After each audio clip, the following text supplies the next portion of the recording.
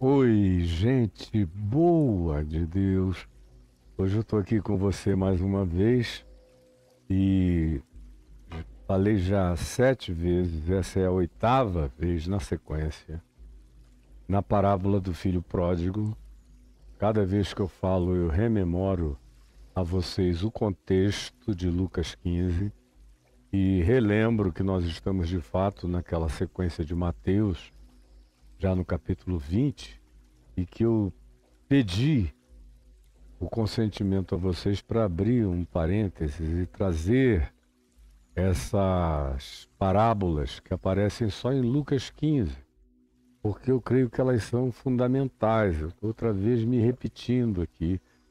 Parábola da ovelha perdida, da dracma perdida, dos 2 filhos perdidos e do pai amoroso, do administrador infiel, a parábola do juiz iníquo, a parábola do fariseu e do publicano, e mais adiante nós vamos ler também, vamos ver a parábola do rico e do Lázaro, que está bem aqui no capítulo 16, verso 19. São parábolas importantíssimas que a gente não encontra no Evangelho de Mateus, nem tampouco no Evangelho de Marcos, nem no de João, só aqui em Lucas. E eu disse e repito meu Deus, quantas vezes a mesma repetição, do contexto, que Jesus contou essas histórias por causa da murmuração dos religiosos, dos fariseus e dos seus acadêmicos, que lhes davam garantias de que eles tinham a doutrina certa e que até Jesus tinha que se submeter aos usos, aos costumes, aos modos, às formas, aos estereótipos, aos conteúdos doutrinários desenvolvidos pelos seus rabinos e, sobretudo, ao legalismo que eles praticavam e ao espírito de apartheid, de separação, em relação ao qual eles viviam como se carregassem um fosso ambulante, cheio de crocodilos, impedindo os diferentes de se aproximarem deles. E cheios de juízo, estão com raiva até de Deus, que ame os pecadores, como eles ficaram com raiva de Jesus. E Jesus disse, eles me odeiam a mim porque odeiam ao meu Pai. Porque se eles amassem ao meu Pai, eles me amariam. De modo que quando Jesus entra em cena e manifesta sinais inequívocos, expressões completamente verificáveis do que poderia ser em toda a extensão da percepção e da cognição, do bom senso e da sabedoria humana espalhada por todas as criaturas lúcidas desse planeta, você chegaria à mesma síntese de que Deus é a cara de Jesus. É Pai de amor, de compaixão, de misericórdia, de verdade, de justiça. Ama as mesmas coisas que Jesus ama e vive e encarna.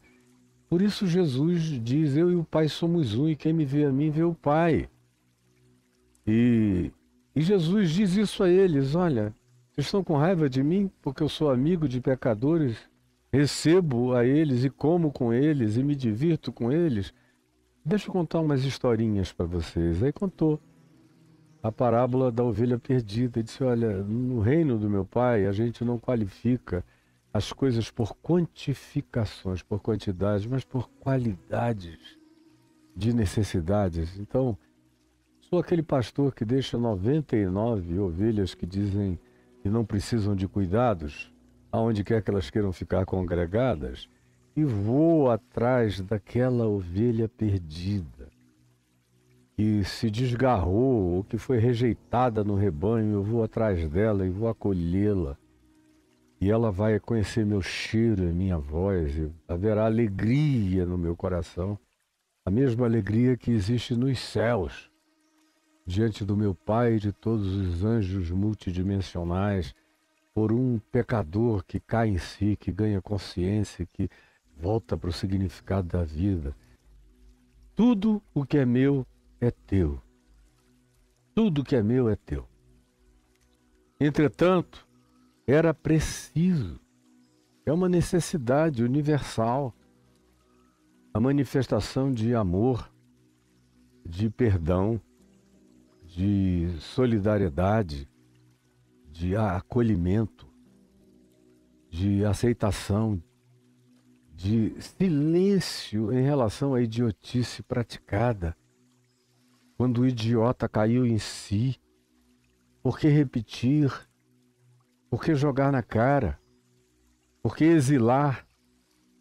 Por que deixar numa ilha deserta, numa punição de tempos e anos, até que a gente diga, tá bom, já padeceu o suficiente, volta? Não. No Pai de Jesus, a cura é imediata. Correspondentemente ao arrependimento, à metanoia, à mudança sincera de mente, de atitude, ao cair em si, existe esse acolhimento do Pai, que interrompe orações de confissão desnecessária, porque o perdão dele já estava antecipado desde quando o garoto não tinha ainda saído de casa, já foi embora perdoado na sua idiotice. Quanto mais agora, quando caiu em si. E o Pai quer ensinar isso, não só ao filho que aprendeu rápido, na volta. Mas o mais difícil são esses que nunca foram.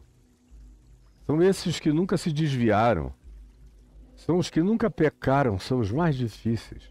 Os que nunca pecaram pecados explícitos, pecados exteriores, pecados verificáveis, pecados reportáveis, pecados narráveis, pecados historiáveis, pecados factualizados. Esses são os mais difíceis. E eu só falei de coisas da cara para fora, de pecados exteriores, porque da cara para dentro, todos pecaram. E todos igualmente carecem da glória de Deus. Todos são idólatras, todos não amam a Deus acima de todas as coisas, não amam. Todos tomam o nome de Deus em vão, de acordo com a conveniência. Todos não santificam a Deus em suas vidas, no seu cotidiano, cheio de amor, de temor do Senhor e de graça solidária para com o próximo, que é o que agrada a Deus. Todos mentem, todos adulteram no coração, na imaginação, na mente, na subjetividade. Todos testemunham falso, ou todos dão a entender, ou todos insinuam, ou todos pensam com a frequência da falsificação acerca do outro, ou todos imaginam maldades sobre os outros, embora não tenham a coragem de confessar, e todos cobiçam. Cobiçam o pecado do outro, cobiçam os prazeres que o outro teve, a coragem que o outro teve, o risco que ele correu e agora sobreviveu. E eu fico com ódio dele ter tido essa coragem que eu não tive. Por isso eu vou, em nome do pretexto da minha santidade e da minha permanência na congregação e na casa do meu Pai, assumir para mim o direito de odiar esse indivíduo e desprezá-lo para sempre. E aí fica distante. E há um tempo atrás, eu ouvi uma historinha muito lindinha, bonitinha, meiga, singela e emocionante, de uma pessoa que conviveu bastante com pastores de campo, o shepherd, como se diz em inglês, diferenciando o pastor, que cuida de gente, do shepherd, que cuida de ovelhas. Então essa pessoa conviveu com o pastor de ovelhas, o shepherd, convivendo com ovelhinhas no campo. E ela observou uma coisa muito rica e preciosa nessa relação. E tem tudo a ver com o que Jesus diz em João, no capítulo 10. Ela disse que às vezes nasce uma ovelhinha e por alguma razão de rejeição materna, vamos supor que a mãe ovelha tenha uma crise, deixa eu usar esse antropomorfismo, de depressão pós-parto. Aí a ovelha não quer aquele filhote e o rejeita. E o pastor tem que ficar atento para esses casos de rejeição familiar no ambiente do seu redil, do seu flock, das suas ovelhas, do seu grupo que ele cuida. Tem que ficar de olho, prestando muita atenção nos detalhes, especialmente quando tem parimento, tem gente sendo gerada. Fica de olho, é um momento de muito cuidado. E quando há um escândalo desse, um abandono, eu não quero esse filho, não gosto, e há um repúdio, há uma rejeição, e há entre ovelhas e seus filhotes, o pastor na mesma hora tem que pegar aquela ovelha e retirá-la do rebanho, levá-la para um lugar seguro onde ele habite, onde ele tenha um acesso distante em relação ao resto do grupo, tira da congregação e põe no seu cuidado pessoal e deixa ela sentir o cheiro dele para todo lado. E aí ele recolhe leite, tira leite, bota em algum vasilhame. Nos dias de Jesus devia ser num odre, o mesmo tipo de vasilhame onde se botava água, vinho, outras coisas, leite também. E amamentava a ovelhinha aqui no seu colo com seu cheirinho, até que ela comece a se desenvolver com força o bastante para poder ser devolvida ao rebanho já sem nenhuma dependência da mãe. Nenhuma dependência da mãe. Nenhuma experiência de rejeição. Agora, o que ela reportou, e que é o mais bonito de tudo nessa história, é que ela disse: eu vi, porque eu estava lá, que quando o pastor de manhã chama as ovelhas, chega e chama, shep, shep, shep, shep, shep, shep, shep. Vai, chama pelo nome da cultura, da reunião, daquele grupo de ovelhas. Chama. As primeiras que correm para ele são todas aqueles que tinham sido rejeitadas pela mãe e, consequentemente, pelo todo da congregação. Porque não havendo uma mãe para acolher, o que a congregação vai fazer com aquele ente rejeitado por quem devia amá-lo? São os primeiros que correm para o pastor. Como Jesus disse, as minhas ovelhas, as minhas, essas que eu particularmente cuidei, filhas da rejeição, do abandono, do desprezo, das atitudes de não identificação, dizendo: eu não te reconheço, você não é da minha família, você não saiu de mim, você não faz parte de mim, você não tem nada a ver comigo, eu não tenho nada a ver contigo.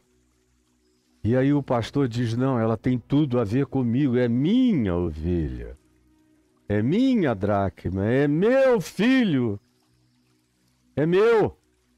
E eu não o desconheço, não o rejeito, não o abandono, jamais, sob hipótese alguma. Nenhum deles se perderá, eu conheço e os chamo pelos nomes. E eles me conhecem a mim, reconhecem a minha voz. Por isso, de modo algum, seguirão a voz dos estranhos, porque eles foram criados não naquela congregação da impessoalidade, mas porque foram rejeitados por esse grupo, foram criados no cheiro do meu hálito, da minha pessoalidade, da minha intimidade. Por isso são os mais próximos, são os mais confiantes no meu amor e são os primeiros que ouvem de longe a minha voz e correm para mim.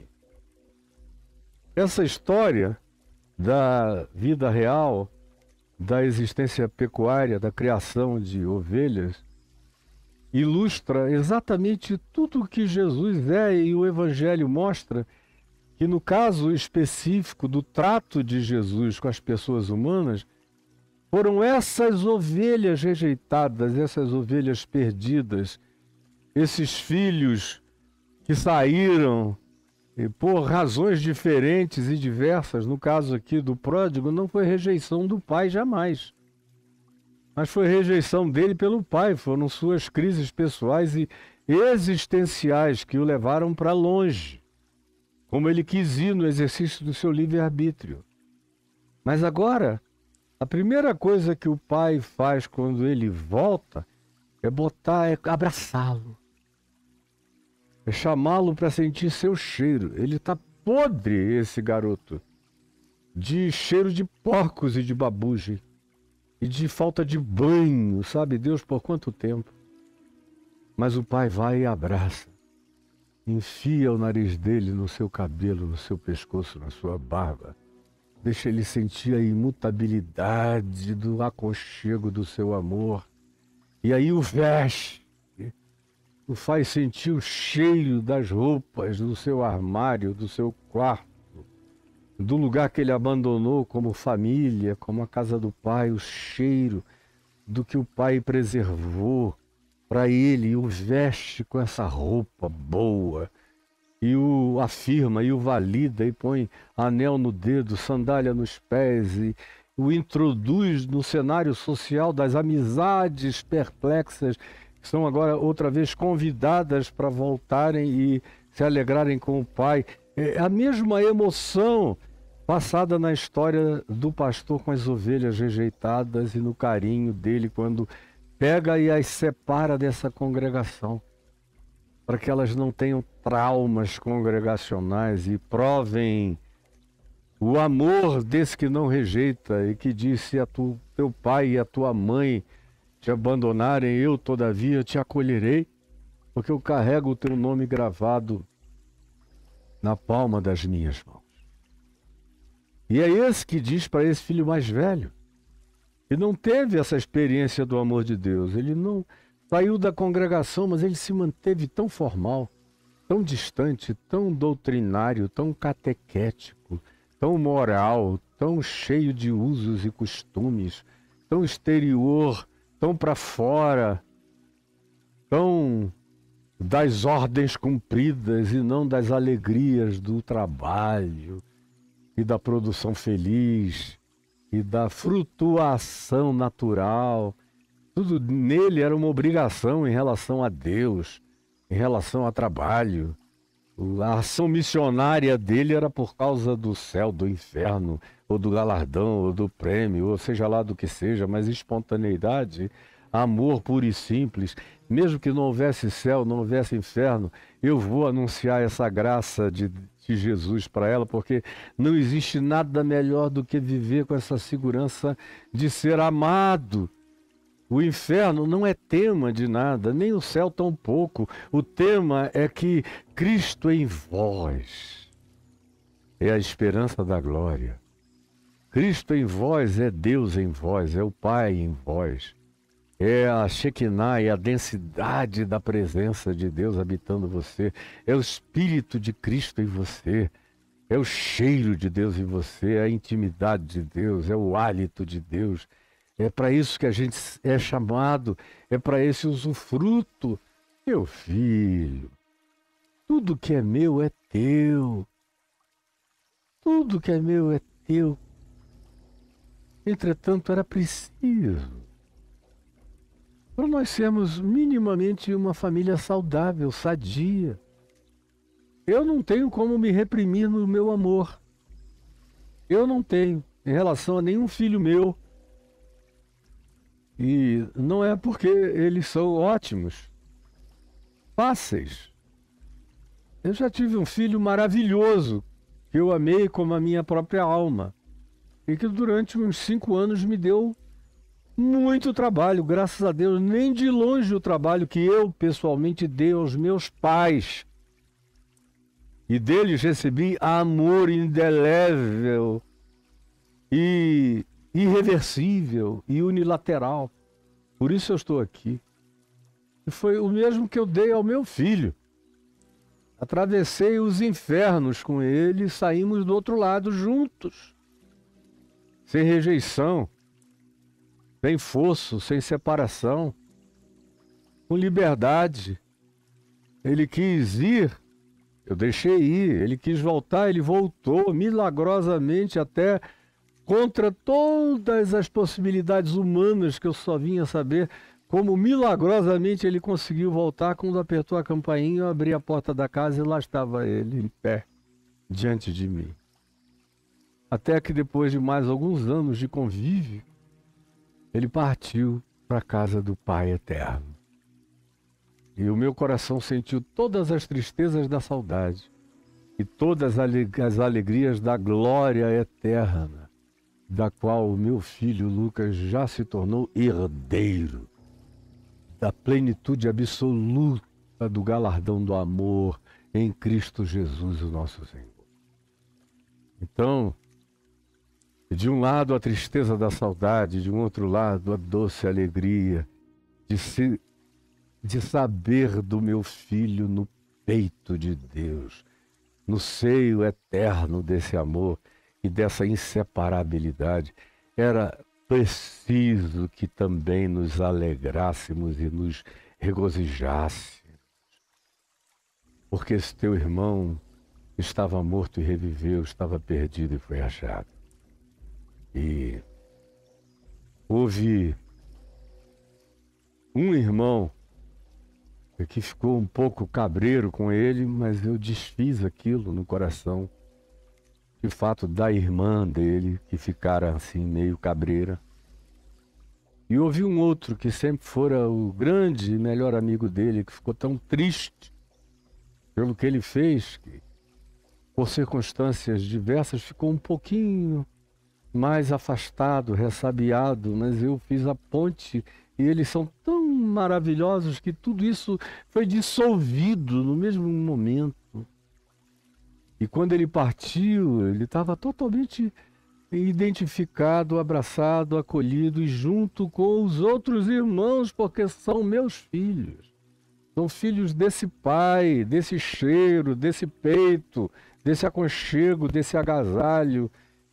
Eles são herdeiros da minha herança, como diz Paulo, são os pais que entesouram para os filhos. Eles são herdeiros do meu tesouro espiritual, do meu legado, da minha graça. E quanto mais maduros eles se tornam, mais eles tomam posse, mais eles enxergam o meu legado para a vida deles e mais eles usufruem o benefício desse legado. Agora, eu ontem dei uma pincelada nisso, citando Paulo aos Coríntios. Quando Paulo escreveu aos Coríntios, dizendo: porque todas as coisas, preste atenção, porque todas as coisas existem por amor de vós, todas as coisas, seja a vida, em todas as suas implicações, seja a morte, não importando o modo de morrer, nada vai afastar você do amor de Deus. Deus não ama você porque você morreu sem dor e não desama você porque você morreu com um prédio caindo na sua cabeça, ou uma bomba, ou envenenado, ou assassinado por um perverso em algum lugar. O modo de morrer não muda nada, o que muda tudo é o modo de viver. No entanto, Paulo diz: todas as coisas existem por amor de vós. Seja a vida, seja a morte. Sejam as coisas do presente, de agora, de aqui, ou sejam as do porvir, as que ainda estão por chegar, seja no espaço-tempo, ou seja na dimensão eterna, para onde eu também irei. Quais sejam essas realidades e essas dimensões, tudo que existe, existe para usufruto de vocês, para a experiência do amor grato de vocês da vida. Meu filho, está prestando atenção? Tudo que é meu é teu. Como Paulo afirma tantas vezes, tudo que é dele é nosso. Nós somos herdeiros de Deus e co-herdeiros de Deus em Cristo Jesus. Tudo que concerne a Cristo é concernente a mim. Ele é o primogênito entre muitos irmãos e tudo que ele, na fidelidade da justiça e do amor dele, amealha diante do Deus eterno, está amealhado, guardado para mim, para você. Eu sou herdeiro dos benefícios de Jesus. na sua plenitude, na sua totalidade, e você também está prestando atenção, só não usufrui porque não quer. É o caso desse irmão mais velho aqui, que estava ali do lado, sem usufruir nada. Como é o caso da maioria dos cristãos que eu conheço. Eles existem o dia inteiro falando do diabo, falando do inferno, ou então falando de prosperidade, de dinheiro, tudo coisas que eles não têm, supostamente, e gostariam de ter. Passam um dia falando de abundância, de novilhos cevados, de propriedades maiores e mais extensas. É assim que eles vivem.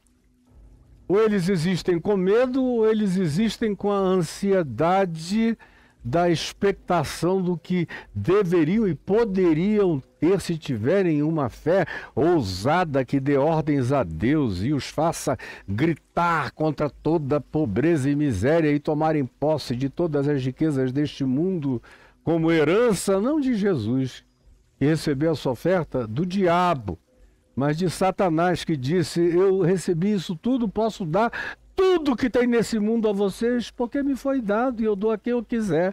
E ele continua dando a quem ele quer. Ele quis dar para Jesus, você acha que ele não vai dar para você? Que fica procurando só essas coisas? Transformar pedra em pão, eu quero milagres de Deus. Eu vou pular do pináculo do templo para encurtar o caminho, eu ser logo reconhecido, ficar poderoso, famoso, célebre. Quero ser uma celebridade de Deus, de Jesus na face da terra. E quero todos os poderes deste mundo. Vou subir a colina, as 7 colinas do poder e do domínio e da prosperidade. Ou seja, são discípulos de Satanás, seguidores do diabo, que transformaram o que Jesus chamou de tentação em bênção de prosperidade. São vocês. Eu vou pedir a Clarinha para fazer um recorte dessa parte, para mandar para todo mundo, não é possível. E você está aí vivendo como esse irmão mais velho, como um miserável. Eu fico olhando até esses que são donos de mega churches, mega igrejas, são os donos do negócio, dos shows. Ficam celebrando, a Globo nos chamou para que a gente faça show musical com eles. A Globo só está interessada em grana, cara. E se vocês representam um nicho de alienados doidos, mas que assistem televisão e compram margarina, bebem refrigerante, ou isso, aquilo, consomem sabonete, roupa ou carro, tá tudo bem. Quanto mais consumistas vocês forem, mais interessantes vocês serão para qualquer um que se alimente de gente, de venda, de consumo e de mercado. É só isso. Não há nenhum amor especial por Jesus nisso. Nenhum. Nada.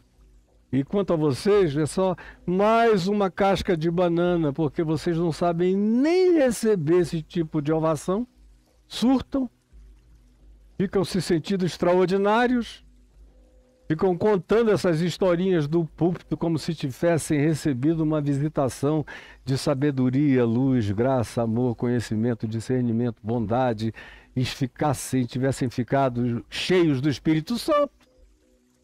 Contam essas historinhas. Ah, sabe quem me ligou? Agora nós vamos ter isso. Agora a gente é dono de banco. Enquanto vivem espiritualmente numa miséria. Espiritualmente são miseráveis e vocês parecem que não conseguem enxergar. O cara está lá, nadando de braçada nas prosperidades exteriores, e a mulher morrendo de aflição, de frustração, de desamor, de saudade do que um dia ela teve, já não tem mais há muitos anos, maltratada, abandonada, largada, rejeitada, mal amada, que não é usufruída como mulher sexualmente. Lá na igreja tem até um curso de maçonaria, de legendários, para ensinar a ser homem, mas o próprio marido dela, que é o diretor do curso, é um tosco, um grosso, um ogro. Os filhos o obedecem por medo. E aí você vê cada vez mais as mulheres se desesperando, mulheres se suicidando, mulheres que têm que tomar tanto anestésico para suportar a dor da existência que um dia exageram e tomam uma overdose. E não são 2, 3, 4, 5, 6 casos, não, são milhares pelo país afora. Só que a maioria deles não tem publicidade, são anônimos, sofrendo, mas praticando o mesmo espírito desse irmão mais velho. Odeiam o próximo diferente, não querem ser amigos daqueles aos quais o Pai se amazia com amor eterno e irreversível, não querem entrar na festa da celebração da graça de Deus, não toleram o evangelho da graça, o que eles querem é a prosperidade das promessas, das leis de Moisés. Façam isso que eu dou aquilo, na barganha permanente do primitivismo que em Jesus está superado. E existem como entes infelizes, como esse filho mais velho é um ser infeliz. Como a grande maioria desses todos que estão aí, estão sorrindo só da cara para fora, para dentro é muita frustração, muita infelicidade, muita tristeza, muita decepção com o Deus que eles dizem confessar. Eles só não sabem qual é a porta de saída. Estão ali vivendo naquele ciclo e como eles não conseguem usufruir, nem aprender, nem receber a graça pela fé, a bondade que já lhes foi concedida, eles vão com o passar do tempo se tornando entes amargurados, infelicíssimos. E quanto mais infelizes, como esse irmão mais velho, mais odeiam quem se permitiu liberdades que eles abominam. Quem que se deu mal até que enxergou, caiu em si, voltou, vai ter que carregar o karma de ter tido a coragem de um dia ter desejado o pai morto. Não há mais perdão para esses. Tudo é pecado contra o Espírito Santo. Acerca do que não há perdão nem no céu, nem na terra, nem em lugar nenhum. Todo mundo que saiu da casa, que deixou a congregação, está perdido para sempre, de acordo com a teologia, com a concepção do irmão mais velho, que é o caso de muitos de vocês. E não usufruem o que está dado. Tudo que existe, olha só o que existe. Dá uma cortada para essa câmera aqui. Acho que no mínimo você está vendo uma grama em descida verde. Lá embaixo tem flores para todos os lados. Tem água caindo aqui, tem peixe dentro dessa água. Meu Deus! Só aqui nesse pedacinho, para onde eu olho, tudo é lindo. Tanta beleza. Que eu usufruo. Que vem da graça de Deus. Eu só semeio. O resto é milagre da terra, do chão, da água, do sol, da luz, da bondade, da ambiência divina, da presença de Deus. E as surpresas que eu tenho, só aqui nesse jardim. Quanta planta nobre que eu compro e planto aqui, eu já plantei tantas, que já tiveram o ciclo da sua vida e depois morreram. Algumas eu replanto, outras eu ponho no lugar delas experimentos vegetais novos, de outras espécies, e aí vem as surpresas. Cocô de passarinho. Como tem muito passarinho aqui, e arara, e anum, e bem-te-vi, e sabiá-laranjeiras, e sabiás, e todo tipo de pássaros menores, e colibris, e beija-flores, e borboletas, e tudo. Tem uma fertilidade enorme acontecendo de dia e de noite aqui. Aí de vez em quando eu olho, eu vejo uma flor nova brotando, eu digo, olha, não toca aqui, vamos preservar isso aqui. Foi o senhor que plantou? Eu digo, não, foi cocô de passarinho. Olha que coisa mais linda.